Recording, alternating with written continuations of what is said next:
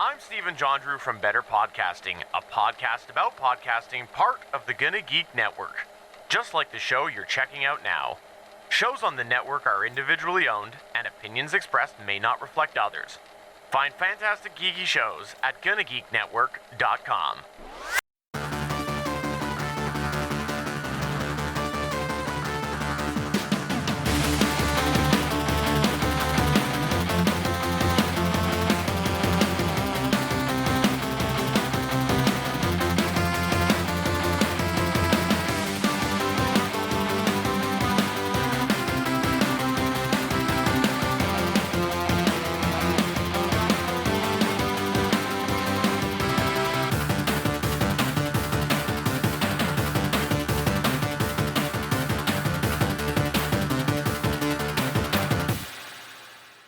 And welcome to Play Comics, where once again, we're looking at a video game based on a comic property and how well it represents that source material.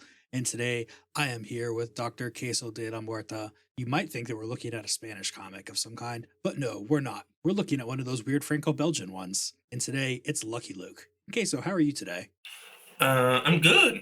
I'm doing good. I'm once again surprised by this game being looking as fun as it is. Like, I don't know if you're gonna talk about it later or before, but this is our second time attempting this recording, and both times I've been surprised by just how fun it was just to watch it. It looks like a very fun game, which surprises me for the old shovelware basically. What surprises me is you have been going on. We should probably tell the audience, not only is this the second time we're recording this, we are friends in real life as much as real life is the internet. Count that however you want. I like to count it. But you have consistently told me, yeah, I won't be able to get you on for anything. And so I got you to just kind of audit my process of signing up for an episode. And you looked and was like, oh crap, there's a Lucky Luke game. I want to do that for real. What was it that made this one just jump out to you? I mean, Lucky Luke was one of those things that taught me to read, basically. Like, my dad gave me some.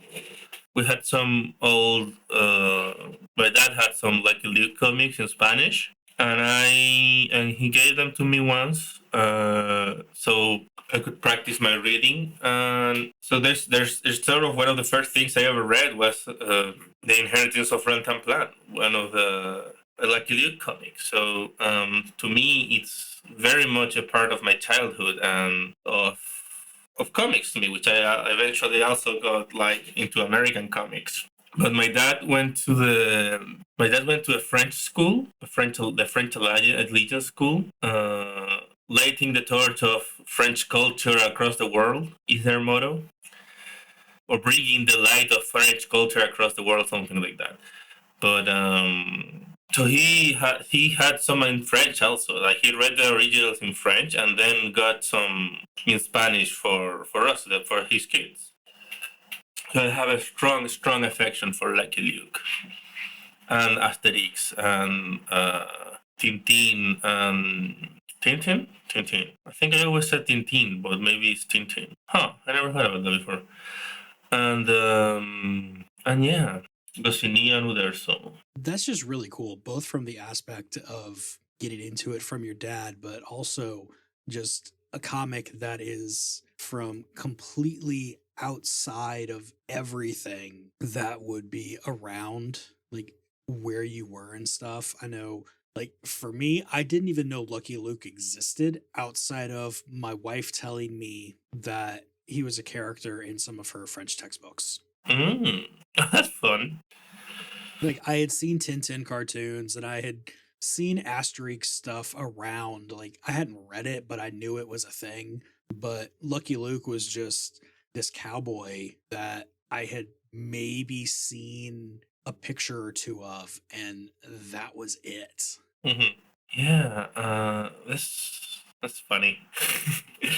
Like, to me, Lucky Luke was like such a big part of my childhood that I remember like trying to talk about it as a common point of referenced with some friends once. They were like, "Who the heck is that?" And I was like, "Everybody knows Lucky Luke." I did call him Lucky Luke though, because I didn't.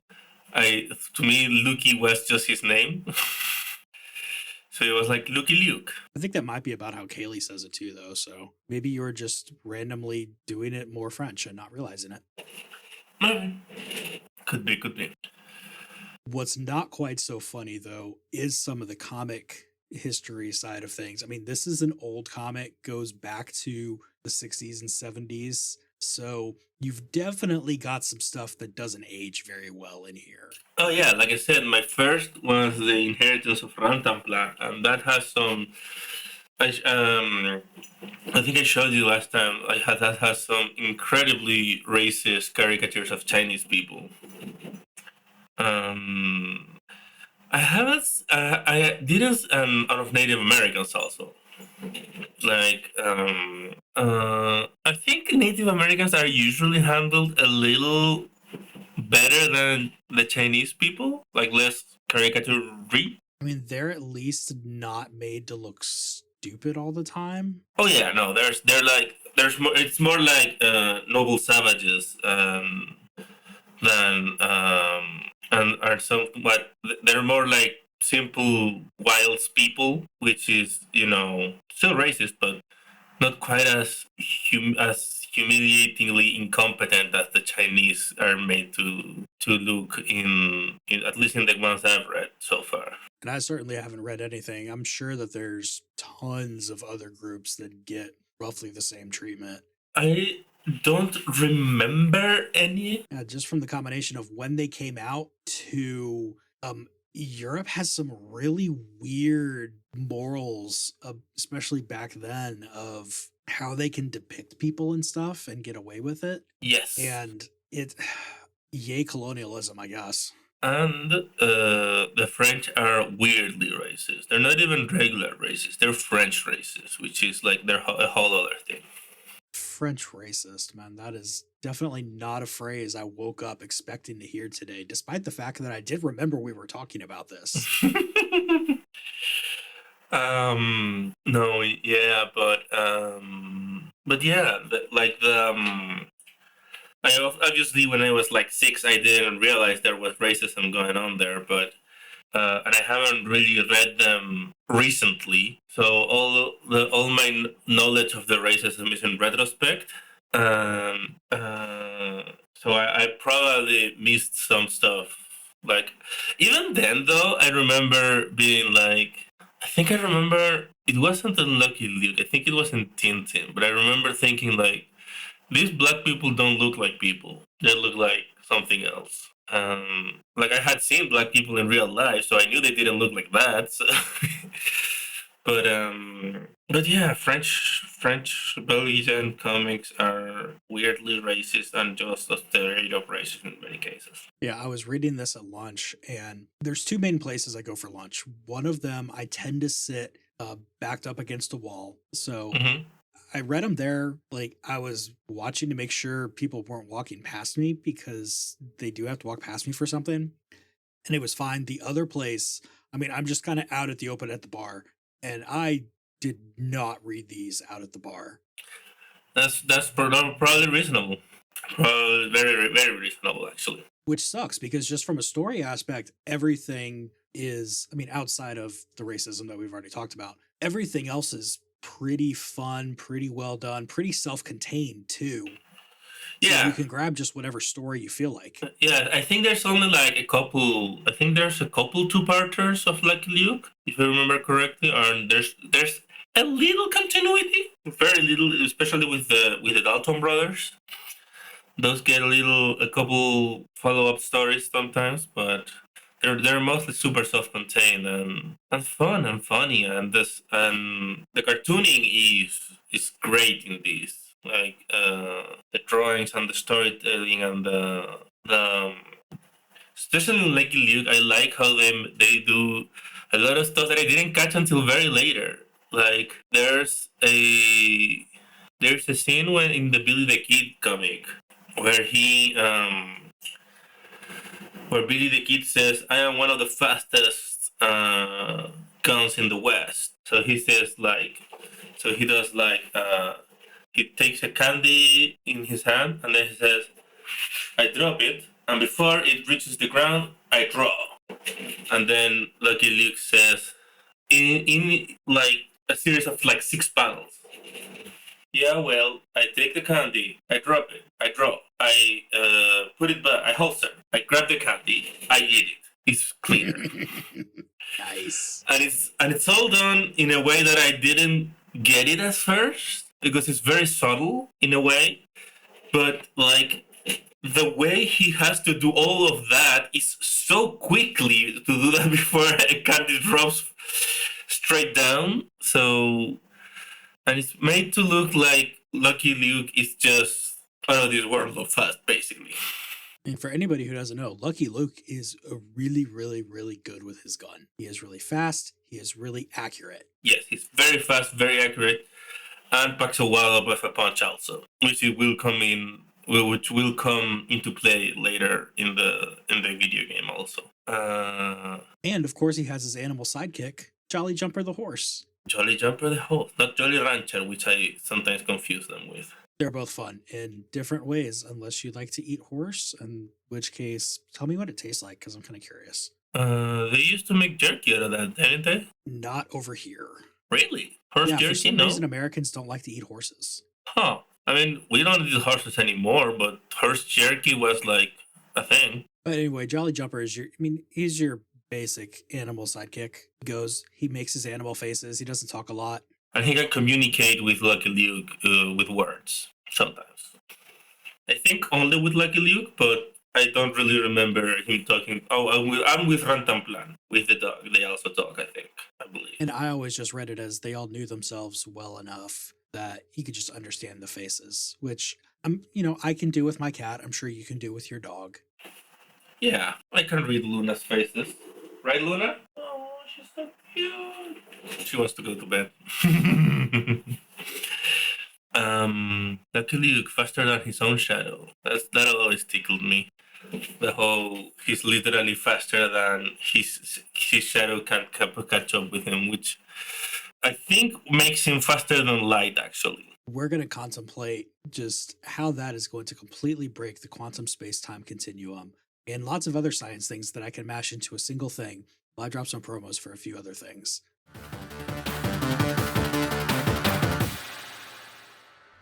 Are you tired of fanboy comics podcasts? Looking for a show that really appreciates the comics storytelling medium and how it works?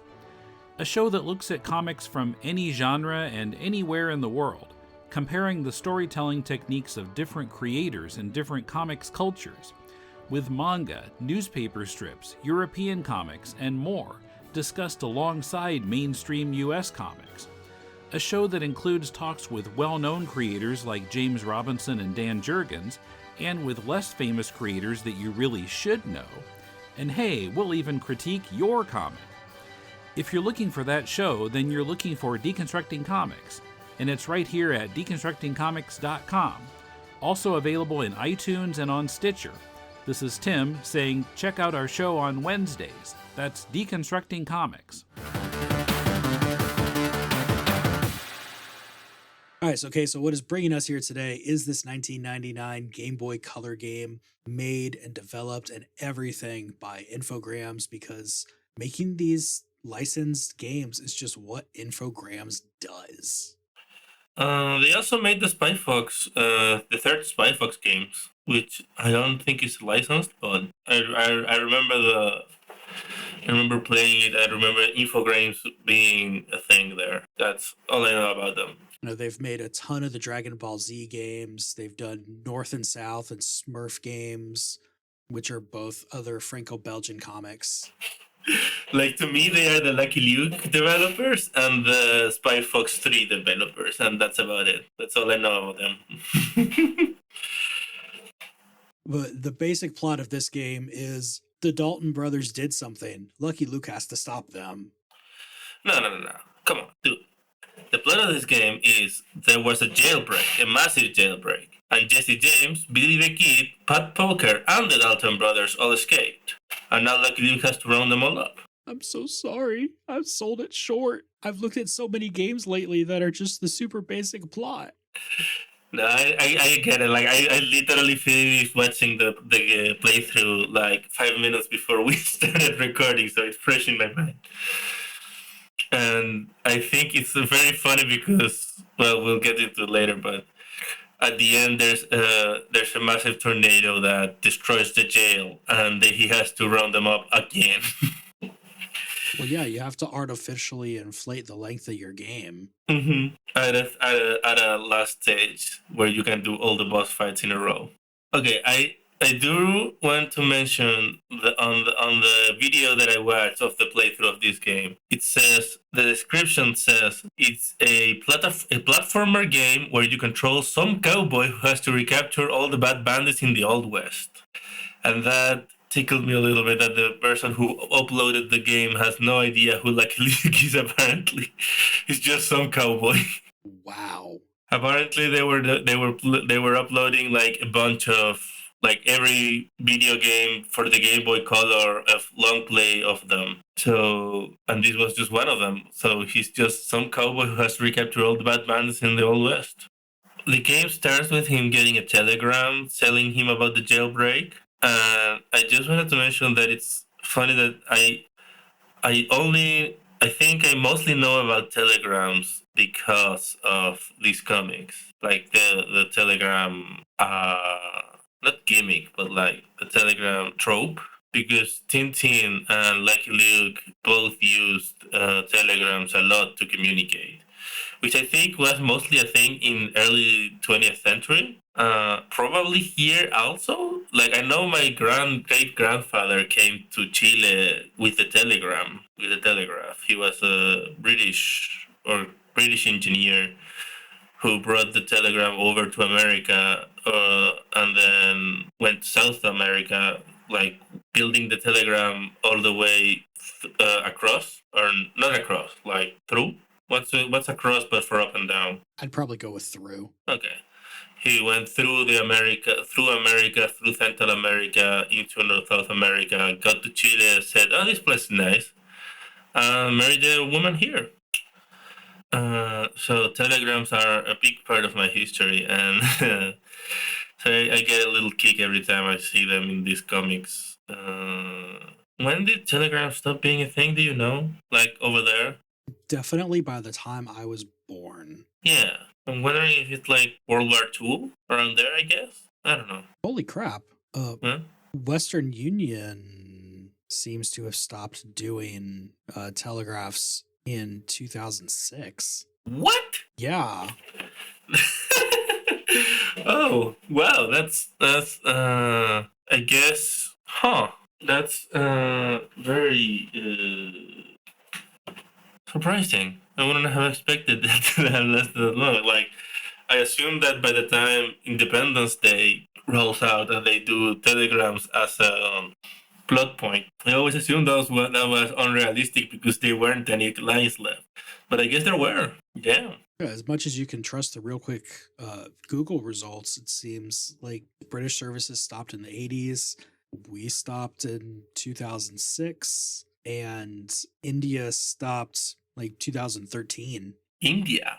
Huh. It also seems all to have stopped with when cheap telephone services became available and fax and email and stuff. That's usually the big thing. Telephones mean writing, how you say, stutterly? No, like writing in starts and stops is obsolete, I guess, when you can just talk to people.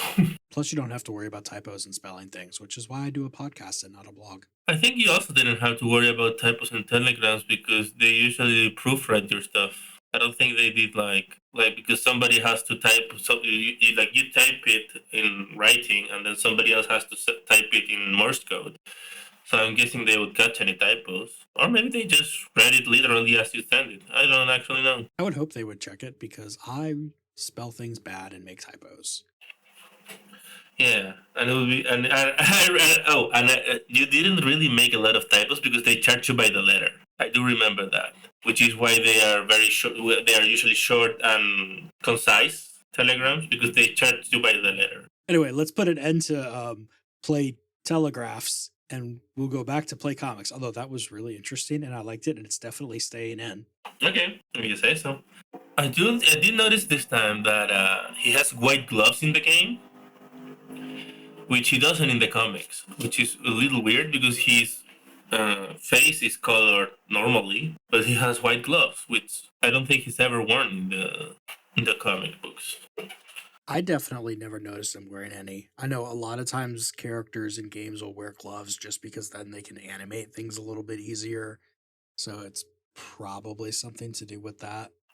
I wonder, but it's a colorization anyway, so I don't know. Yeah, okay. So first stage is the border town, I guess. I did notice also a little thing that in this game ammo is limited.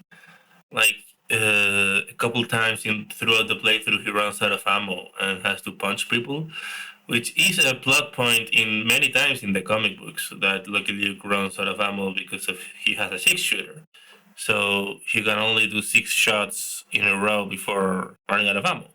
So he often has to punch people in the face, and he's very good at that. Also, I remember specifically the sound, the onomatopoeia for punching being "clop" in one of them, and that stuck with me for some reason. Probably because it's a really good sound. Right? It's very, very evocative. And I really like how there's not enough ammo to just go around blindly shooting, but you've got plenty. At least in the playthrough, the guy gets plenty because he has to jump all over to get more ammo. And he runs out of ammo a couple times, at least twice. And once we'll get to that later. But I do also like that in the game he shoots the belts and hats of the bad guys, which is a thing. Instead of killing, he doesn't kill anybody, even though he shoots them. He just shoots their belts and drops their pants and shoots their hats off, which is classic Lucky Luke. Well, it just goes to show that people losing their pants is funny no matter what culture you're from. Absolutely. I specifically mentioned the running out of ammo because in the stagecoach chase scene that comes after the first stage, where Lucky Luke is on top of the stagecoach for some reason, shooting birds and dodging arrows from Native Americans, which is weird, but whatever. And then he runs out of ammo in that one, and then starts just punching the birds, which I think is very funny. That you can just punch you just punch those vultures right in the face. I don't know what your experience is with birds. They are not easy to punch. I have never tried to punch a bird, and I don't think I ever will because it seems like a fruitless endeavor, honestly. The only time I have tried to punch a bird, it came and bit me, and it bit me first. That seems like I don't think that would happen. Yeah. I probably walked too close to its nest or something. Oh yeah, there's some birds that are very territorial. Like there's a place near where my dad has a beach house where some territorial birds nest that everybody just stays away from there because they know that those birds are very aggressive if you get close.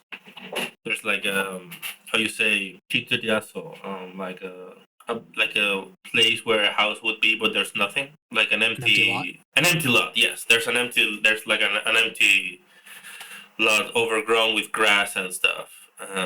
Birds.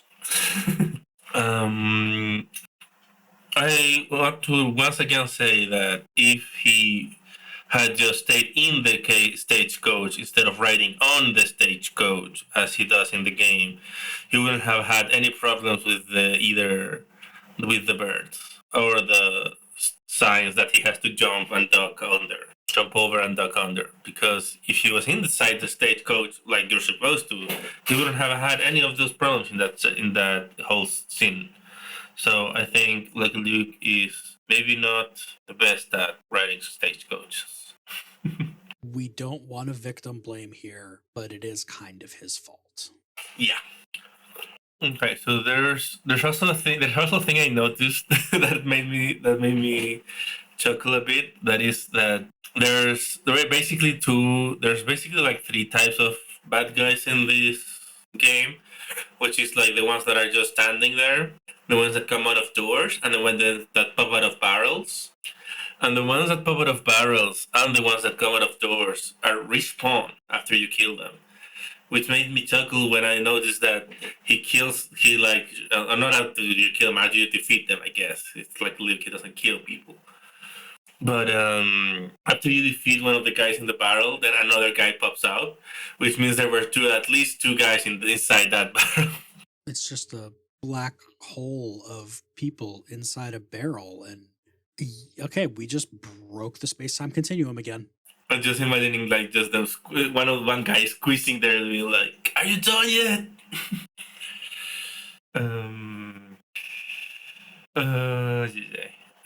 Okay, so then there's the Billy the Kid stage, which is just a train chase, which is fairly boring actually. I cannot tune out of that one, which is a shame because I really like the Billy the Kid comic with Lucky Luke, the Lucky Luke comic with Billy the Kid. I did mention it last time, but in the comic, it ends with him giving Billy the Kid a spanking before sending him to jail. Billy the Kid was a bad boy. He was a bad boy, indeed. And yeah, then he goes after Pat Poker, which is a much more fun stage.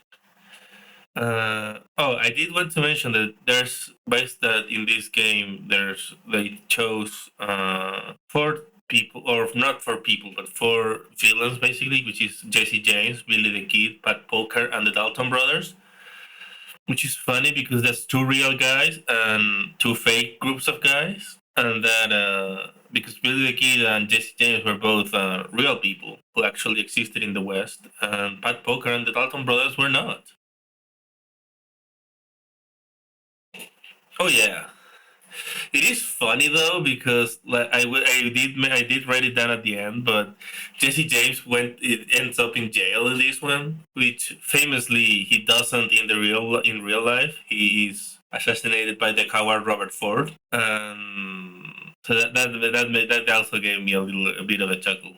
Well, maybe in the Lucky Luke timeline, he gets out of jail and becomes a productive member of society, and then we actually have hover cars. Oh no, he's definitely doing hard labor for life. Sorry to burst your bubble. Oh. Like in the credits of this game, he says he's never robbing again anything except he only will do hard labor forever. Basically, that's the happy ending of the video game. Oh. Sorry, Jesse. I did like that. When he shoots Pat Poker he fights him in a literal underground casino. Like there's a casino and there's an underground level, and then he goes back up to the casino. And when he shoots Pat Poker, a bunch of cards fly out. Probably a reference to hidden cards of his sleeve or his hat, which is a classic Lucky Luke trope. Like I remember at least 3 separate comic books, like 3 separate comics in which hidden cards on which people hiding cards up their sleeve or doing cheating at cards in general were prominent plot points. Well, I mean, I've definitely never had anybody cheating cards, especially not my little brother. Oh, that's funny. I also did that. I remember when I was very little, I learned about marking cards. And I had a couple decks that I did that with, where I marked all the aces. So when I shuffled them, I could know when an ace would come up. Like you do basically you sound a little bit of a corner, and that way when you shuffle them, you can feel where the ace is on your fingers, and then you can give yourself that card later. I think I learned it from James Bond book actually.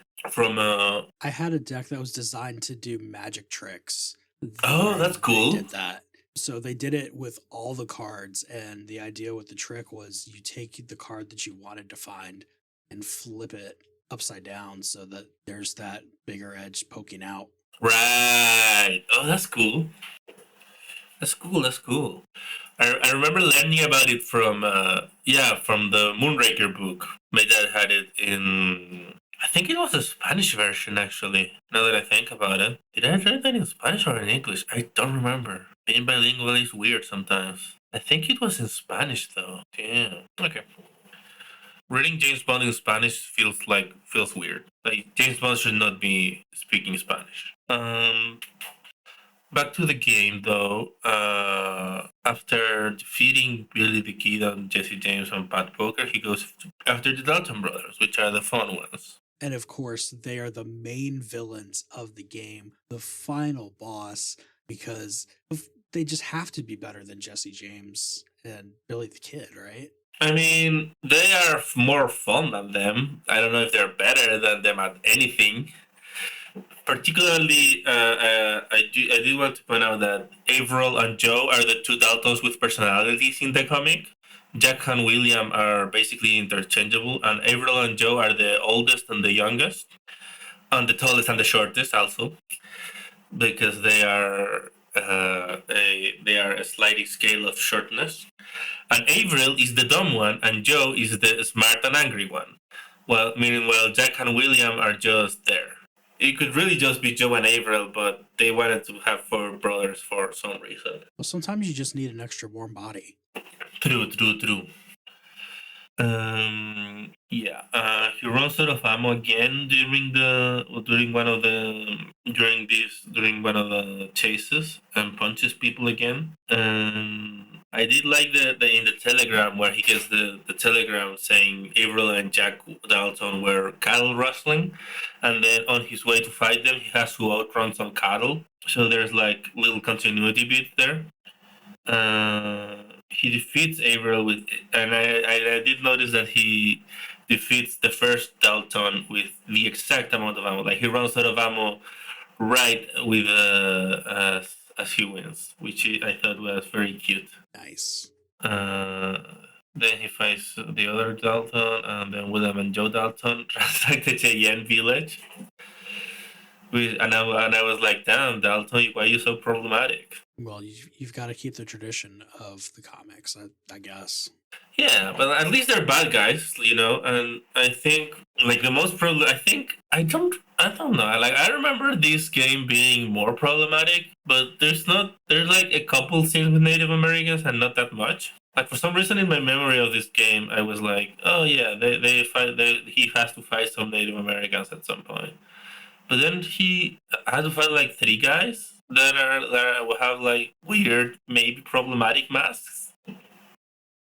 It definitely gets saved a little bit by just the graphics that a Game Boy Color was able to pull off. Oh yeah, because in a lot of ways you can't really get enough detail in there to be too problematic. Yeah.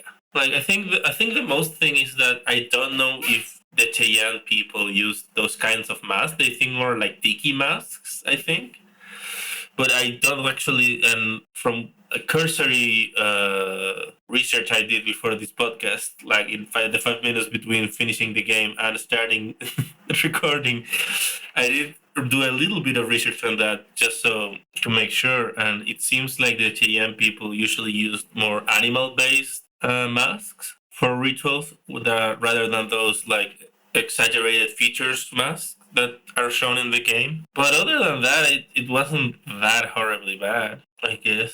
I did like that the game ends with a classic Joe tantrum, which are also part of the comic books, which is when he is defeated, he usually drops to the floor and beats on the floor with his feet and fists. Then a huge tornado destroys his jail. He has to fight all the bad guys over again. Oh, and there's the stage where he has to outrun a tornado, which looks horrifyingly annoying to play through. The tornado stage that looks so difficult. Yeah, that is definitely the stage where I think they were expecting everybody to die. Mm-hmm. Yeah. Absolutely, because it's just it's like hats on top of hats of difficulty. Like you have to shoot stuff, dodge stuff, and you're being pulled backwards while you're running away. It was like being pulled backwards at regular intervals. So you have to time everything perfectly, basically, just absolutely mind-numbingly annoying to play. It seems.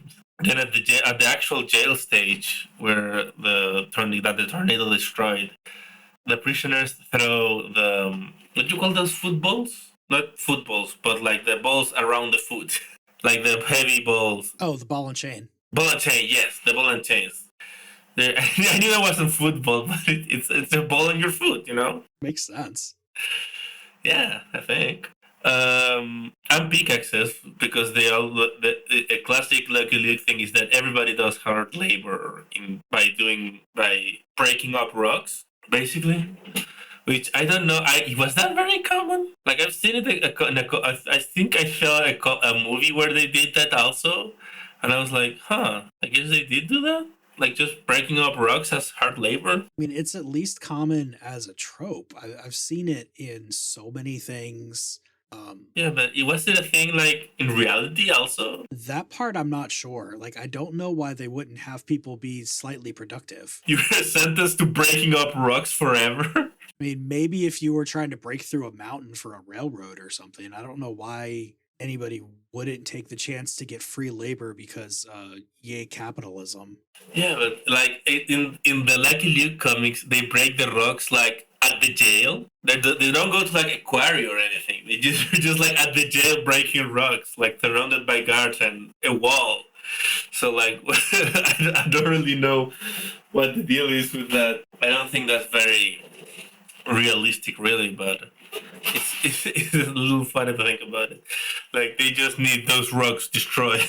Do you think they get new rocks brought in just to get broken up by the prisoners? Oh shoot, that's a good point. Probably, like they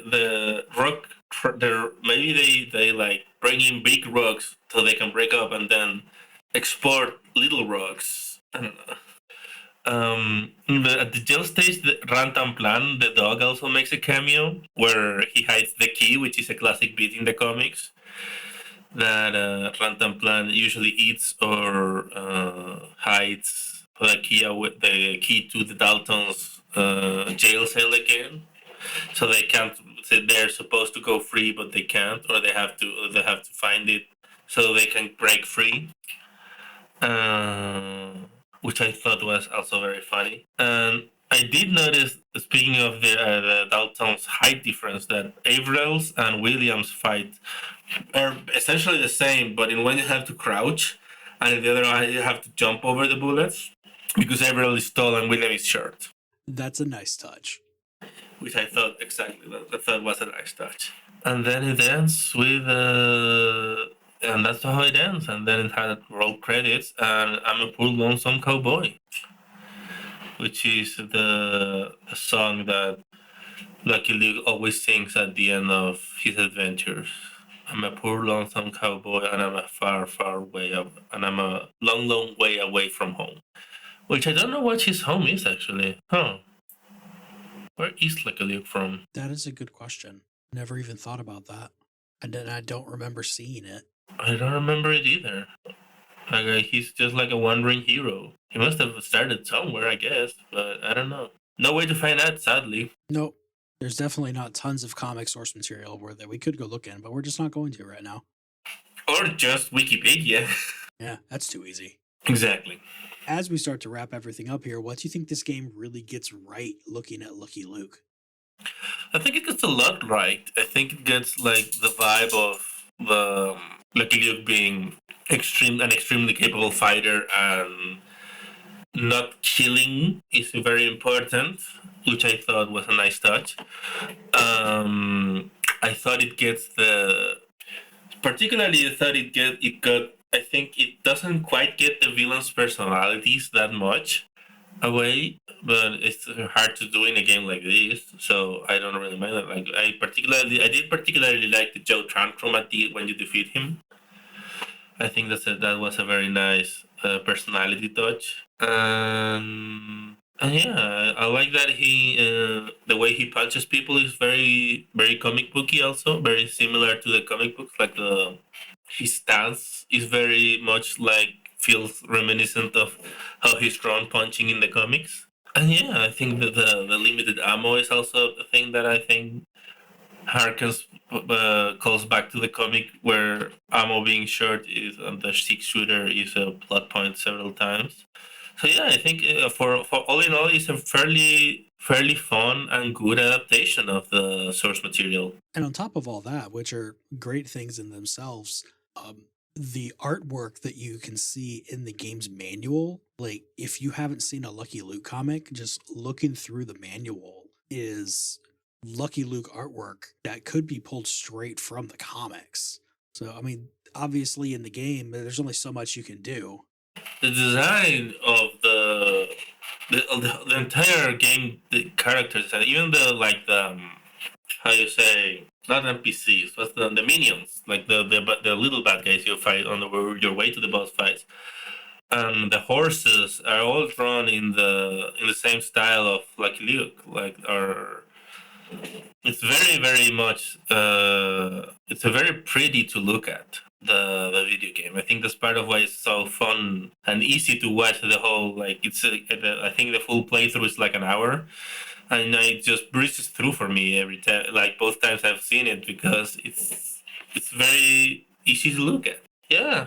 All in all, very fun, very fairly faithful adaptation. I wish I could play Game Boy games sometimes. Sadly, there's no way. What do you think this one really gets wrong looking at Lucky Luke?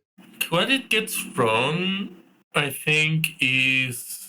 I mean, I think I don't really think it gets anything particularly wrong, other than the white gloves on Lucky Luke, which are completely continuity breaking for me.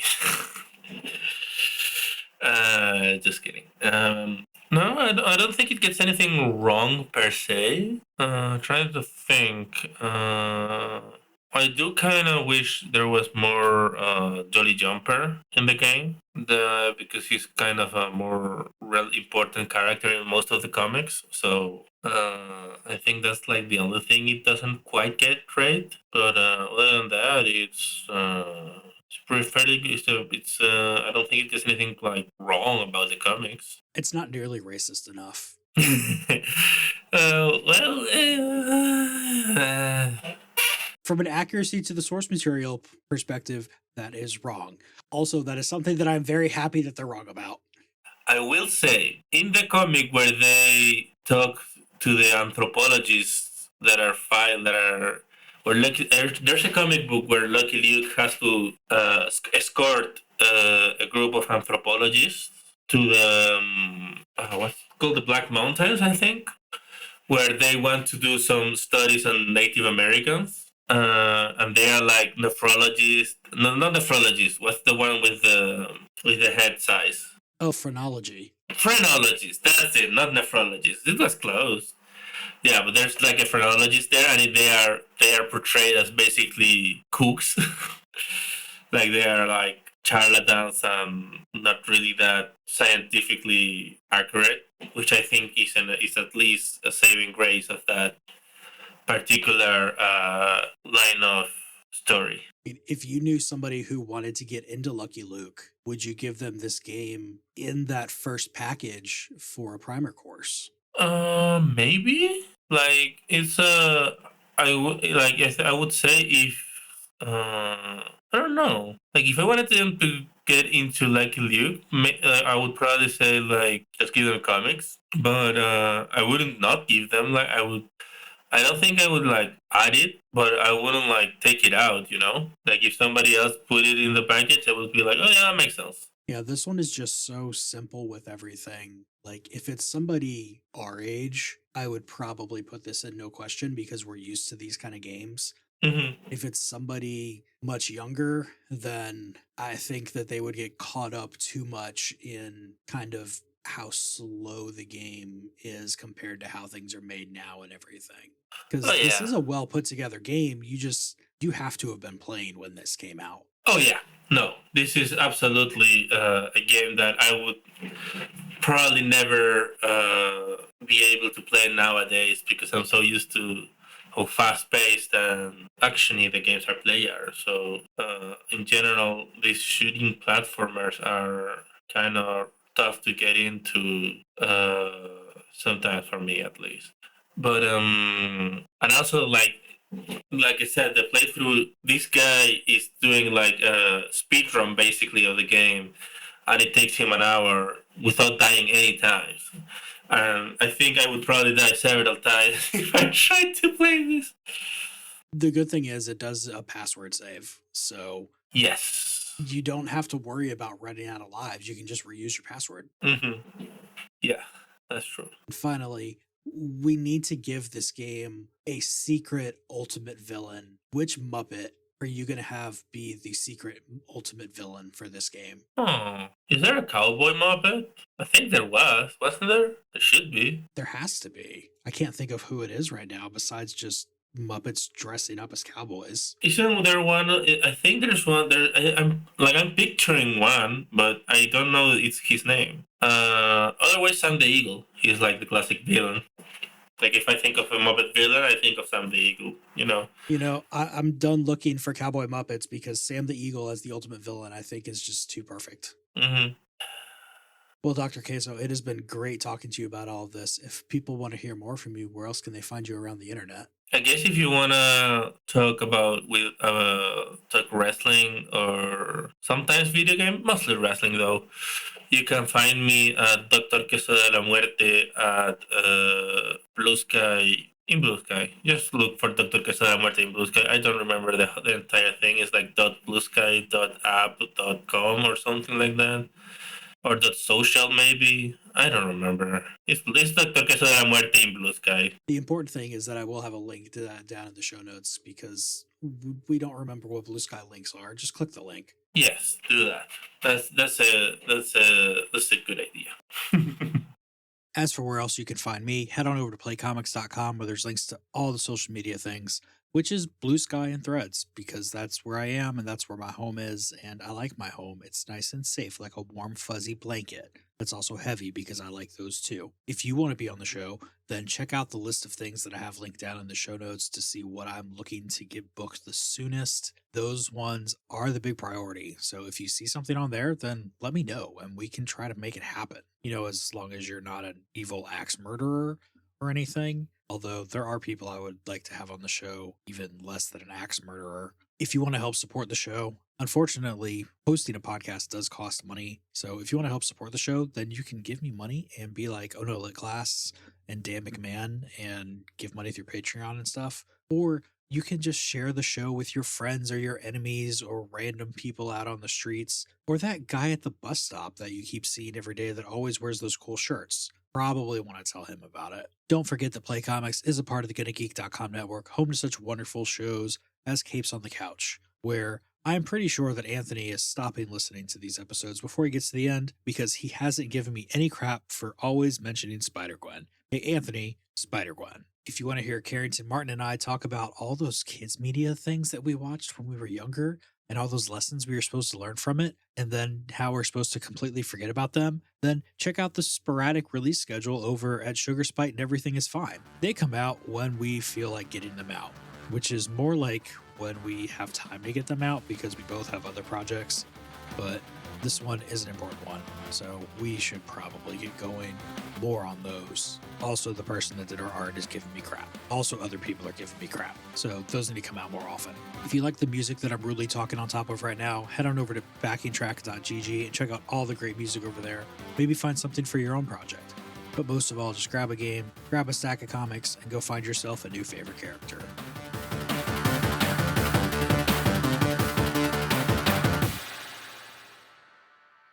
I remember trying to talk about it as a common point of reference with some friends once, and they were like, "Who the fuck is that?" Oh wait, I got cursed. Damn it. Sorry.